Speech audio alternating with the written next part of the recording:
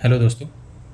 जैसा कि हमने अपने पिछले वीडियो में पढ़ा था टॉपिक स्पॉन्टेनियस इग्निशन टेम्परेचर के बारे में, एंड आई होप कि आपको वो टॉपिक अच्छे से समझ में आ गया होगा, जिसमें हमने एक न्यूमेरिकल भी लिया था जिसमें उस फ्यूल का ऑटो इग्निशन टेम्परेचर और जहाँ पे उसको स्टोर किया गया है वहाँ की ऑपरेटिंग टेम्परेचर को कंपेयर करके ये इंश्योर किया था कि उस फ्यूल के लिए प्रिवेंटिव मेजर्स क्या हो सकते हैं।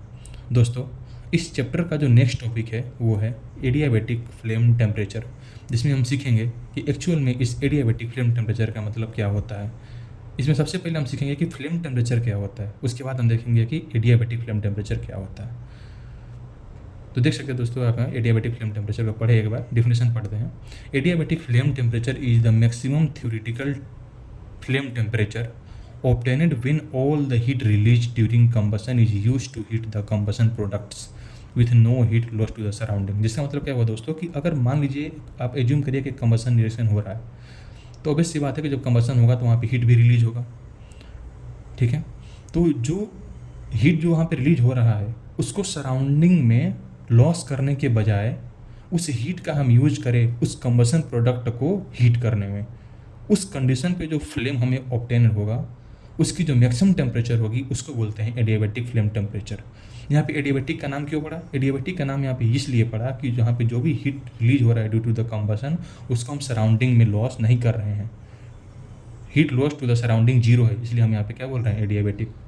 जबकि नॉर्मल जो कंबसन रिएक्शन होता है तो वहाँ पर क्या होता है, जो भी हीट रिलीज होता है सराउंडिंग में लॉस हो जाता है, उस समय जो फ्लेम होती है उसकी टेम्परेचर को बोलते हैं फ्लेम टेम्परेचर। लेकिन अगर हम उसी हीट को सराउंडिंग में लॉस करने के बजाय अगर जो हमारे पास कंबसन प्रोडक्ट को हीट प्रोवाइड कर दें और उस कंडीशन पे जो फ्लेम हमें ऑब्टेन होगी उसकी मैक्सिमम टेम्परेचर को बोलते हैं adiabatic flame temperature. I think दोस्तों कि आपको ये समझ में आ गया होगा। चलिए दोस्तों, इसके बाद हम देखते हैं कि एक्चुअल में इस एडियाबेटिक फ्लेम टेम्परेचर को कैलकुलेट कैसे करें। दोस्तों यहाँ पे चलिए देख के सीखते हैं। देखिए, मैंने यहाँ पे सिंपल से कंबसन रिएक्शन ले रखा है, कंबसन रिएक्शन है यहाँ पे।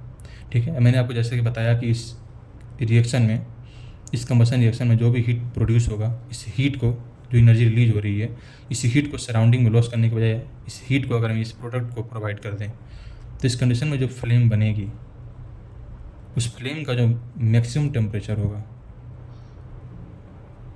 इसी को बोलते हैं एडियाबेटिक फ्लेम टेम्परेचर। ठीक है, चूँकि हमें क्या करना है, एडियाबेटिक फ्लेम टेम्परेचर को कैलकुलेट करना है, तो हम क्या करते हैं, चलिए एक कॉन्सेप्ट से इसका हम एक कोरिलेशन बनाते हैं। ठीक है, तो यहाँ पे क्या है, एक कंबसन रिएक्शन से जो भी हीट प्रोड्यूस हुआ उसको हमने क्या किया, इस जो प्रोडक्ट में बनाई है, जो प्रोडक्ट है इसको मैंने इसको प्रोवाइड करा दिया।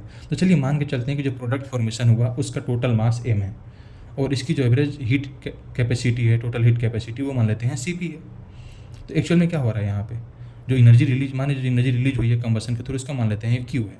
ठीक है, तो यहाँ पे क्या हो रहा है कि प्रोडक्ट को Q एनर्जी प्रोवाइड कर रहे हैं और इस प्रोडक्ट का मास m है, स्पेसिफिक हीट कैपेसिटी Cp है, और इस जो हमारे पास प्रोडक्ट बन रहा है इसका मान लेते हैं फाइनल टेम्परेचर T2 है और इनिशियल टेम्परेचर T1 है, जहाँ पे T1 क्या है, रिएक्टेंट टेम्परेचर, और T2 क्या हो जाएगा दोस्तों, ये हो जाएगा adiabatic temperature, adiabatic flame temperature. तो हम क्या लिख सकते हैं यहाँ पे, Q is equal to mCp T adiabatic minus T reactant, लिख सकते हैं ना आराम से। और चूँकि हमें Q पता है कि कंबसन रिएक्शन हो रही है, हीट रिलीज हो रहा है, तो हमें Q पता है, प्रोडक्ट का मास भी पता होगा, स्पेसिफिक हीट कैपेसिटी भी पता होगा, हमें रिएक्टेंट का टेम्परेचर भी पता होगा, तो हम आसानी से यहाँ से एडियाबेटिक फ्लेम टेम्परेचर निकाल सकते हैं। तो दोस्तों, इसको हम देखते हैं न्यूमेरिकल के थ्रू, तो आपको बढ़िया से समझ में आ जाएगा ये। देखिए दोस्तों, ये है एक न्यूमेरिकल जिसमें क्या है, देखिए ये न्यूमेरिकल है जिसमें दिया गया है कि एक फ्यूल है CH4। ठीक है, इसको बर्न्ट स्टोइकोमेट्री इन एयर, मतलब ठीक है कंप्लीट कंबसन रिएक्शन कराया जा रहा है। इसका मतलब ये हुआ कि कंप्लीट कंबसन रिएक्शन कराया जा रहा है जिसमें मैक्सिमम हीट प्रोड्यूस होगा। और जो रिएक्टेंट का जो इनिशियल टेम्परेचर था वो दोस्तों कितना है, 25 डिग्री सेंटीग्रेड, और हीट ऑफ कंबसन, इसका मतलब कि जो कंबसन रिएक्शन से जो हीट प्रोड्यूस हुआ है वो कितना है, 50 किलो जूल पर kg। ठीक है, और जो प्रोडक्ट है, प्रोडक्ट में हमें क्या मिल रहा है, CO2 और H2O और N2 मिल रहा है। ठीक है, तो यहाँ पे मान लेते हैं, देखिए यहाँ पे N2 कैसे प्रोड्यूस होगा हम तो नहीं देखते, बट हम इतना सिर्फ ध्यान रखते हैं कि प्रोडक्ट में क्या क्या मिल रहा है। अब दोस्तों ये मत ध्यान दीजिएगा कि हम CH4 का कंबसन कराते हैं तो इसमें N2 कहाँ से प्रोड्यूस हो गया। हमें फोकस इतना रखना है कि प्रोडक्ट में क्या क्या बन रहा है, रिएक्टेंट में क्या है, बस हमें इसे फोकस करना है, ठीक है।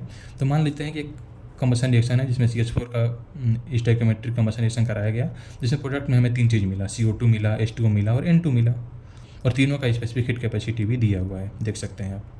हमें क्या निकालना है, एडियाबेटिक फ्लेम टेम्परेचर हमें निकालना है। जैसे कि हमने पिछले रिलेशन एक निकाला था Q equal to MCP T adiabatic minus T1 या T रिएक्टेंट, जिसमें M क्या है, मास ऑफ प्रोडक्ट। तो यहाँ पे 3 प्रोडक्ट है, CO2, H2O और N2, और ये क्या है, स्पेसिफिक हीट कैपेसिटी। तो CO2 का स्पेसिफिक हीट कैपेसिटी इतना है, H2O का इतना है, N2 का इतना है। तो हम क्या करेंगे, सबसे पहले MCP निकालेंगे। तो हम सबसे पहला प्रोडक्ट कौन सा मिला हमें, CO2। तो CO2 का MCP कितना होगा, तो मास इतना है और CP इसका 1.08 है, तो MCP इसका निकल गया CO2 का। ये किसका हो गया, CO2 का। और ये किसका हो गया, मास है H2O का, और इसका स्पेसिफिक हीट कैपेसिटी कितना है, 1.97, ये हो गया। उसके बाद N2 का सिमिलरली इस तरीके से करके हम MCP टोटल निकाल लिए। तो MCP इतना आ गया, और हमें T1 दिया हुआ है, यानी T रिएक्टेंट दिया हुआ है 25 डिग्री सेंटीग्रेड। क्योंकि यहाँ पे यूनिट किस में है, केल्विन में, तो हम इसमें केल्विन में चेंज कर लेंगे। यानी हमें MCP मिल गया, T1 मिल गया, और Q पता ही है, Q इतना दिया है ना दोस्तों, यहाँ पे देखिए Q दिया है, यानी Q मिल गया, MCP मिल गया, T1 पता है, तो T एडियाबेटिक निकाल सकते हैं। देखिए यहाँ से निकाला और T एडियाबेटिक यहाँ पे निकल गया। आई थिंक आपको ये न्यूमेरिकल समझ में आ गया होगा, और आपको एक्चुअल मीनिंग में पता चल गया होगा कि नहीं फ्लेम टेम्परेचर क्या होता है और एडियाबेटिक फ्लेम टेम्परेचर क्या होता है। दोस्तों इसमें एक टॉपिक और है जिसमें हम देखेंगे कि कौन कौन से ऐसे फैक्टर्स हैं जो इस एडियाबेटिक फ्लेम जो टेम्परेचर है उसको इफेक्ट करेंगे। कौन कौन से ऐसे फैक्टर है जो इसको अफेक्ट करेंगे। तो सबसे पहला आता है दोस्तों फैक्टर्स अफेक्टिंग जो वो है इक्विवेलेंस रेशियो, PHI। आपको जैसा कि मैंने आपको पिछले वीडियो में इसके बारे में बताया था, ये कितना होता है, PHI कितना होता है, तो fuel to air ratio actual अपन में fuel to air ratio stoichiometric, यानी यहाँ PHI 1 हो गया। इसका मतलब कि जो हमने फ्यूल टू एयर रेशियो लिया है एक्चुअल में वो स्टोइकियोमेट्रिक के बराबर हो गया, यानी कंप्लीट कंबशन रिएक्शन हो गया। और दोस्तों जब कंप्लीट कंबशन रिएक्शन होता है तो वहाँ से मैक्सिमम हीट प्रोड्यूस होता है, और जब मैक्सिमम हीट जब प्रोड्यूस होगा यानी जब Q बढ़ जाएगा तो वैसी बात है कि T एडियाबेटिक भी बढ़ जाएगा। इस तरीके से एडियाबेटिक फ्लेम टेम्परेचर मैक्सिमम हो जाएगा। लेकिन वहीं अगर हमारे पास रिच एंड लीन मिक्सचर रहा, यानी जो हमारे पास फ्यूल है और ऑक्सीजन की जो कंसंट्रेशन है अगर स्टोइकियोमेट्रिक ना रहा तो वैसी बात है कि एडियाबेटिक फ्लेम टेम्परेचर घट जाएगा, क्योंकि वहाँ पे जो हीट प्रोड्यूस होगा, हीट ऑफ कंबसन, वो उतना ज़्यादा प्रोड्यूस नहीं होगा। दूसरा है फ्यूल टाइप। फ्यूल टाइप मतलब जो हम फ्यूल का कंबसन करा रहे हैं अगर उसकी कैलोरीफिक वैल्यू ज़्यादा होगी तो एडियाबेटिक फ्लेम टेम्परेचर ज़्यादा होगा। कैसे कि अगर उसकी कैलोरीफिक वैल्यू ज़्यादा है यानी उसको कंबसन कराने में हमें ज़्यादा हीट प्रोवाइड करना पड़ रहा है, उस फ्यूल का 8 डिग्री टेम्परेचर बढ़ाने में हमें ज़्यादा हीट प्रोवाइड करना पड़ रहा है, तो वैसी बात है कि ओवरऑल जो रिएक्शन में जो टेम्परेचर है बढ़ेगी, और जब वो बढ़ेगी तो फ्लेम टेम्परेचर भी बढ़ेगा। तीसरा है फ्री हीट टेम्परेचर, मतलब कि जो हम इनिशियल रिएक्टेंट की जो टेम्परेचर ले रहे हैं, मतलब जो रिएक्टेंट को हम कंबसन करा रहे हैं उसमें टेम्परेचर कितना है, अगर वो हायर होगा तो वैसी बात है एडियाबेटिक फ्लेम टेम्परेचर भी ज़्यादा होगा।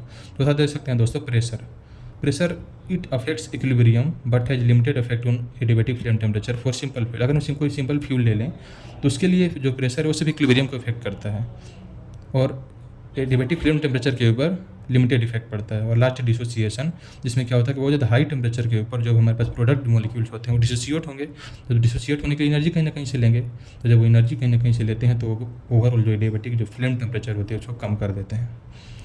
ऐसा रहा दोस्तों ये आज का टॉपिक हमारा adiabatic flame temperature, and I hope कि ये टॉपिक आपको समझ में आ गया होगा, और न्यूमेरिकल के थ्रू भी हम आपको इस टॉपिक को समझाने की कोशिश किए हैं। चलिए दोस्तों हम अगले वीडियो में इस चैप्टर का नेक्स्ट चैप्टर के बारे में पढ़ेंगे। थैंक यू, जय हिंद।